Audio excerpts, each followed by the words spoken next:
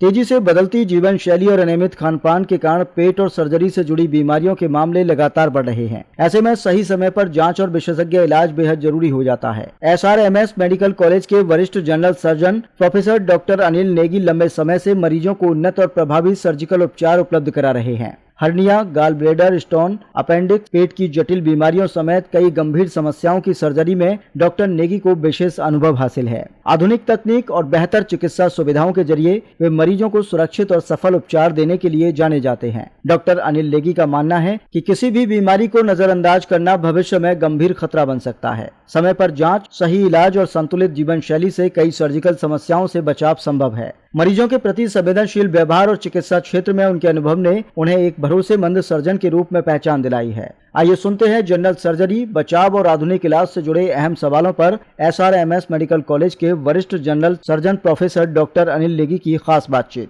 बदलती दिनचर्या और खराब लाइफस्टाइल के चलते कई तरीके की बीमारियां सामने आ रही हैं। लगातार अगर हम देख रहे हैं तो जनरल सर्जरी से रिलेटेड जो बीमारियां हैं वो भी देखी जा रही हैं। इन्हीं पर आज हम बातचीत करेंगे।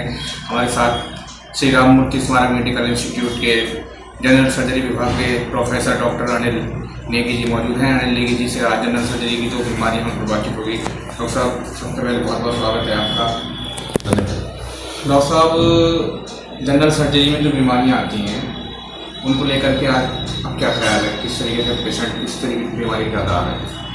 अधिकतर जो भी बीमारियाँ अभी हम लोग देख रहे हैं वो अधिकतर लाइफस्टाइल में गड़बड़ी की वजह से ज़्यादा पाया जा रहा है। चाहे अगर हम पित्ताशय में पथरी की बात करते हो, चाहे मोटापे की बात करते हो, चाहे पेट में गैस का बनना, ये सब चीज़ें अत्यधिक मात्रा में आजकल सामने आने लगी हैं।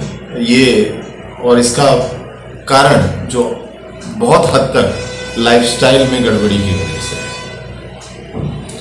तो डॉक्टर साहब, अगर हम बात करें पित्त की पथरी को लेकर के, तो ये इसके जो सिम्टम्स होते हैं वो किस तरीके के होते हैं? मरीज को कब पता चलेगा कि उसके पित्त में पथरी है? अमूमन पित्त की पथरी दो तरीके से प्रेजेंट करती है। अधिकतर कभी कभी ये होता है कि मरीज किसी और चीज़ को के संदर्भ में अल्ट्रासाउंड कराने गया, उसको कोई लक्षण नहीं थे, उसको पित्त की पथरी पता लगी। एक जिसे हम एसिम्प्टोमेटिक गॉलस्टोन कहते हैं। एक दूसरा जिसमें लक्षण आते हैं, लक्षण पेट के ऊपरी भाग में और पेट के ऊपरी दाहिनी साइड में दर्द का होना, खाने का हजम ना होना, गैस का अत्यधिक बनना, ये नॉर्मल पित्ताशय में पथरी के लक्षण हैं। अगर इस पे भी मरीज जागृत नहीं होता है या इलाज नहीं ढूंढता है तो फिर कॉम्प्लिकेशन वाली अवस्था में पेशेंट पीलिया और अत्यधिक पेट में दर्द की असहनीय दर्द यानी कि पैंक्रेटाइटिस की तरह से भी प्रेजेंट कर सकता है हम लोगों को। डॉक्टर साहब, इसका इलाज कौन कौन सी पद्धति से होता है? पहले आपके माध्यम से हम ये क्लियर कर देना चाहेंगे आपकी दर्शकों को कि पित्ताशय की पथरी का सिर्फ एक ही इलाज है, वो सिर्फ ऑपरेशन। इसके लिए कोई भी होम्योपैथी या देसी नुस्खा अभी तक तो कारगर नहीं हुआ, तो सिर्फ सर्जरी ही एकमात्र ऑप्शन है। करने के विधि अमूमन एक छोटे सूक्ष्म विधि द्वारा, जिसमें छोटे छेद करके दूरबीन द्वारा या रोबोटिक द्वारा किया जा सकता है। दूसरा या तीसरा उपाय जो है वो चीरे के माध्यम से भी वो करना होगा। आपके माध्यम से हम यही बताना चाहेंगे कि किसी भी अवस्था में पित्त का वहां से निकालना आवश्यक है। मरीज हमसे ये कहते हैं, डॉक्टर साहब पत्थर निकाल दीजिए, पित्ताशय छोड़ दीजिएगा, लेकिन ये इलाज नहीं है। ये इलाज नहीं है। पित्ताशय का पूर्णतः निकाल देना ही पूर्ण इलाज कहलाएगा। डॉक्टर साहब, एक बीमारी होती है फाइल्स, फिशर और फिस्टुला, तो ये तीन बीमारियां होती हैं या एक ही बीमारी का? ये गुदा रोग संबंधी बीमारियां हैं। ये तीन अलग अलग बीमारियां हैं। पाइल्स यानी कि जिसे आम भाषा में बवासीर कहा जाता है, जिसमें गुदा के रास्ते खून आता है। फिशर लैट्रिन के रास्ते में जख्म होता है, जिसमें अत्यधिक दर्द होता है। और फिस्चुला, जिसे आम भाषा में बगंदर कहा जाता है, ये गुदा के द्वार से अलग हटता हुआ एक अलग सी ओपनिंग होती है या एक अलग सा रास्ता होता है जो कि गुदा द्वार से जाके जुड़ता है। ये 3 अलग अलग समस्याएं हैं और इनका तीनों का इलाज बिल्कुल अलग अलग है। कहने के लिए एक आम व्यक्ति ये कहता है कि बवासीर, बगंदर और फिशर है, लेकिन वो 3 अलग अलग बीमारी हैं, मरीज के लक्षण तीनों अलग अलग हैं। डॉक्टर साहब, अब जैसे जैसे टेक्नोलॉजी बढ़ रही है, मेडिकल साइंस ने बहुत तरक्की कर ली है, तो अब कितना क्या नाम है जो है वो फ़र्क आया है। और सर्जरी को लेकर के अगर हम देखें, लोग आज भी सर्जरी के नाम से थोड़ा डरते हैं, हिचकिचाते हैं, हेजिटेट होते हैं, तो उनके लिए आप क्या कहना चाहेंगे? देखिए, अधिकतर साइंस ने इतनी तरक्की कर ली है, इतनी ड्रग्स आ गई हैं कि कुछ बीमारियों के लिए दवा से निदान है। जिनका पहले सर्जरी ऑप्शन हुआ करता था, अब दवा से उसका निदान है। लेकिन कुछ बीमारियां अभी भी ऐसी हैं जिनके लिए सर्जरी ही एकमात्र उपाय है, या किसी कोने में सर्जरी एक रास्ता रहता है।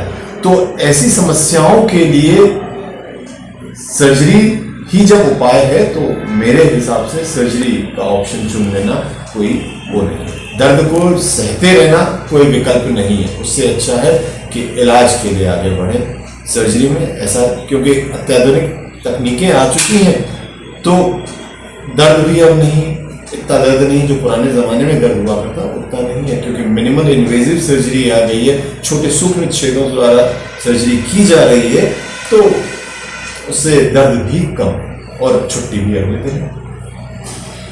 तो सब एक सबसे बड़ा सवाल ये है कि लोगों को पता नहीं होता है कि उनको किस डॉक्टर को कब दिखाना चाहिए। तो एक जनरल सर्जरी का अगर कोई पेशेंट है तो उसको कब लगना चाहिए कि मुझे जनरल सर्जन के पास जाना चाहिए, वो किस तरीके से उसको ये डिफ्रेंशिएट करे? देखिए, जनरल सर्जरी में शरीर के सारे हिस्सों का इलाज किया जाता है।